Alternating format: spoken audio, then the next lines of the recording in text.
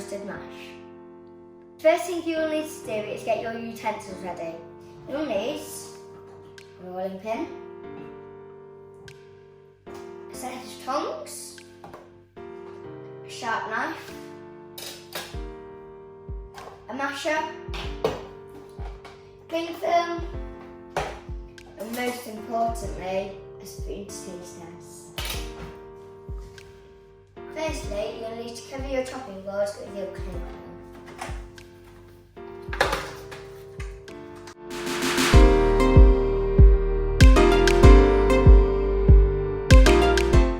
The next thing you'll need to do is get your chicken breast and put it that way in your bowls.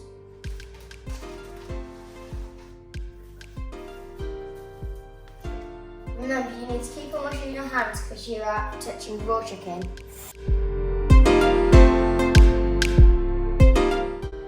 Now you can turn your bowl sideways and butterfly your chicken, but be very careful with this. I will ask for adult supervision.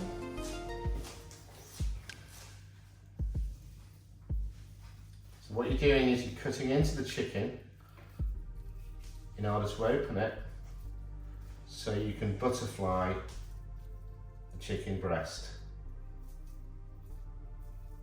You're aiming to create a small pocket in the breast of the chicken and open it into almost a heart type shape.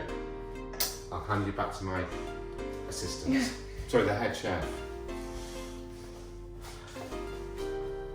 Now that you've butterflied your chicken, you can get another piece of cling film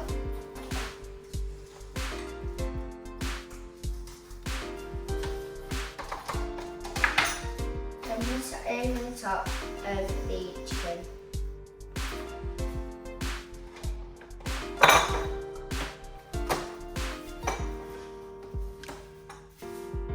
Now you get your rolling pin and just bat it down.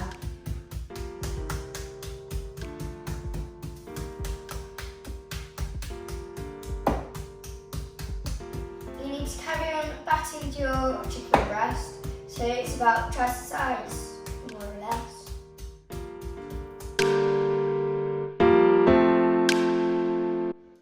Now that you have finished batting your chicken breast, you can take off the top piece of cling film.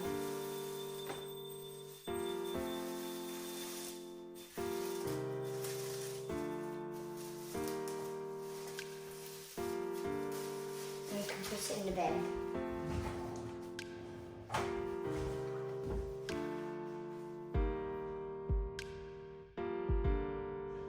You can now add your cheese and spread it down the middle of your chicken breast.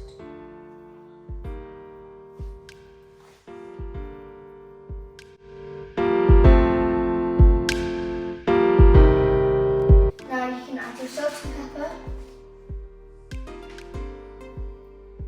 Just a little bit of each. Now that you've added your salt and pepper, you can turn your board around and roll your chicken breast into a sausage type shape.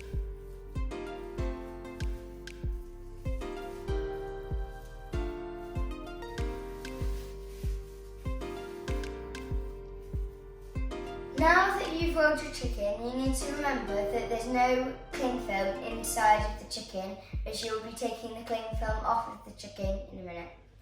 Now that you are happy you have rolled up your chicken breast in the cling film, you can put that to one side and layer another sheet of cling film on your chopping board.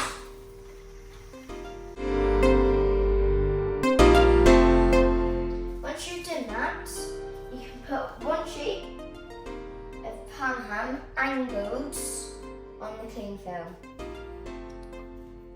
Now you can add your chicken breast, just angle on your pan ham and roll it on like that. You can put your cling film in the bin. Now you can roll your chicken breast in the boards really tight. And you can roll it like a sausage here.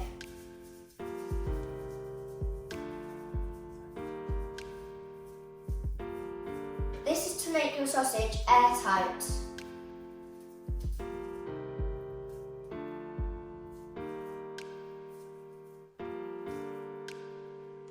Now you can put it on your boards and knot the ends.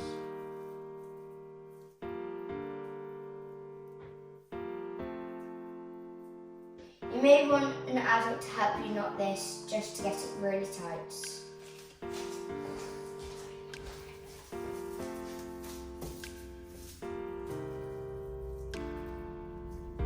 The reason for it being tight is so that when you cook it, none of the inner seeps out into the water that you're going to be boiling it in. So you want a nice, airtight seal.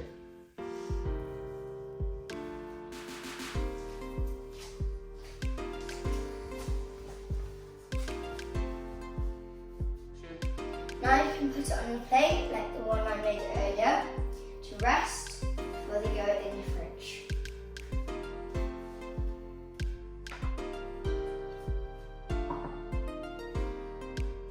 Whilst your chicken is resting, you can put your potatoes ready to peel.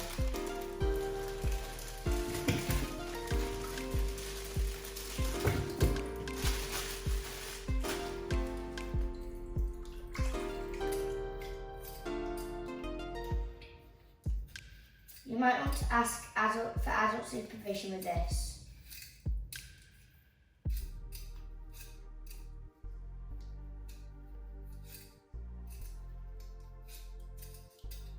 Once you've peeled and chopped your potatoes, you can rinse them with some cold water.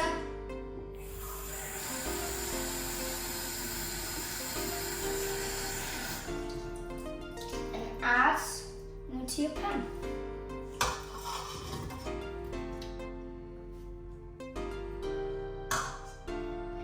And then put your pan on the hob and start to boil some water. Now that your kettle is boiled, you can add the boiling water into your pan of potatoes.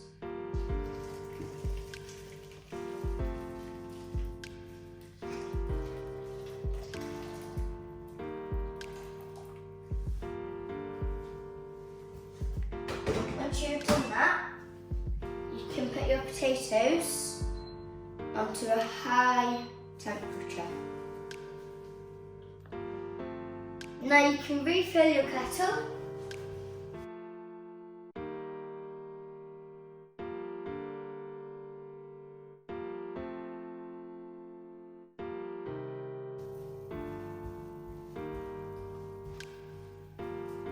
And leave that to boil. When your pan's boiling, you can turn them down to a medium heat and add your chicken.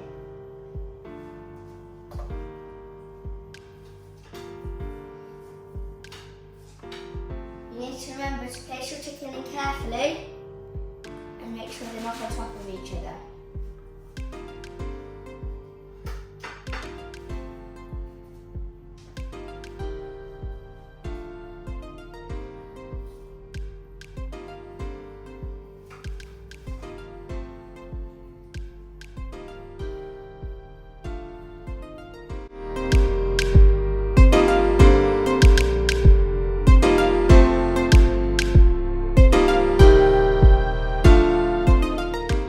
Your chicken for 20 minutes and keep an eye on your potatoes until they're soft. To know that they are soft, you can stab them with a fork. Like that. You need to remember to keep on checking your potatoes to see if they're getting softer. I'm definitely getting softer, but not soft enough yet. You also need to check your chicken to see if it's cooking properly. Now that my chicken is perfectly cooked, I can put it on a plate to cool down so then we can unravel it.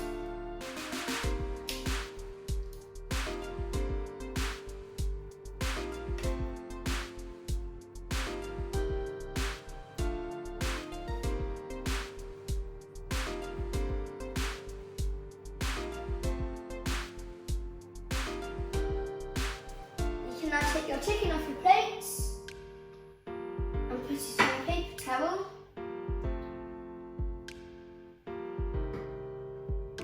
Just like that.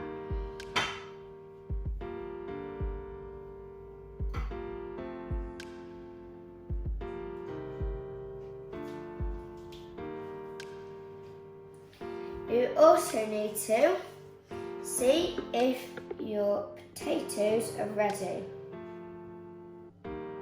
Mine is still a bit hard, so give it another 5 minutes or so.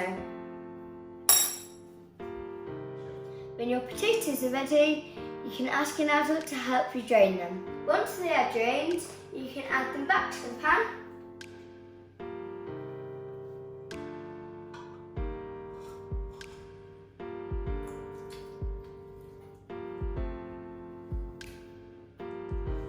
And start to mash them.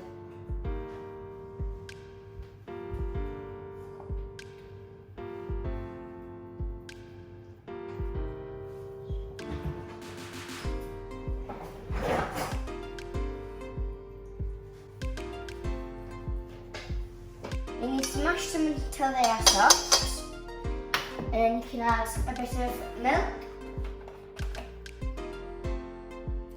You also need to add a little bit of butter.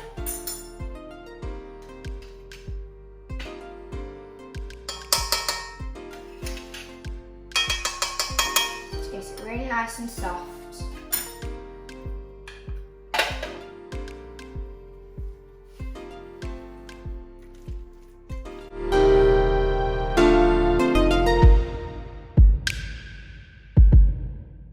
You need to carry on mashing your mash until it is soft, and then add a little bit of whole grain mustard for the end result.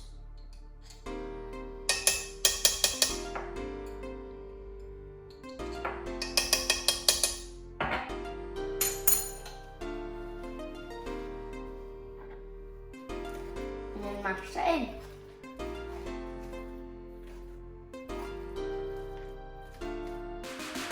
Now I need to get a deep-sided frying pan, add a bit of butter,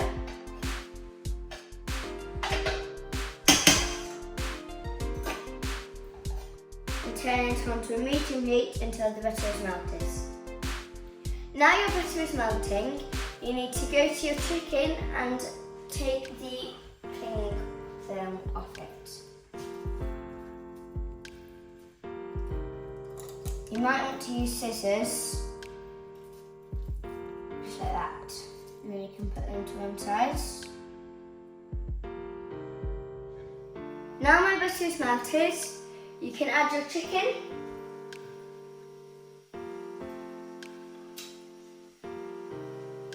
To the pan for 5 to 10 minutes until browned.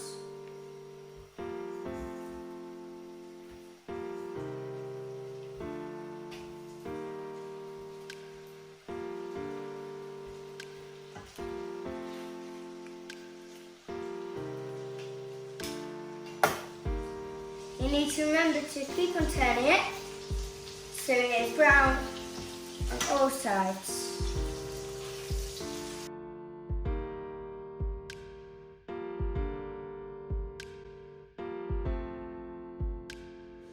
Whilst our chicken is cooking, you can go and give our mash a taste test. Remember to blow on it because it will be quite hot. Really good. You need to remember to keep on turning your chicken so the butter doesn't burn.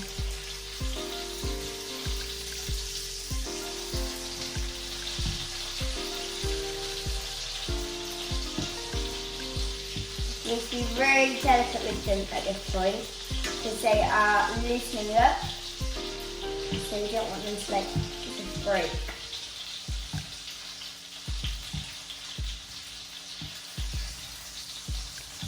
I think mine are beautifully browned, so now we can start to serve.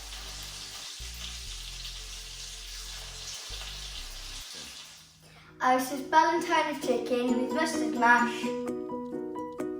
Done.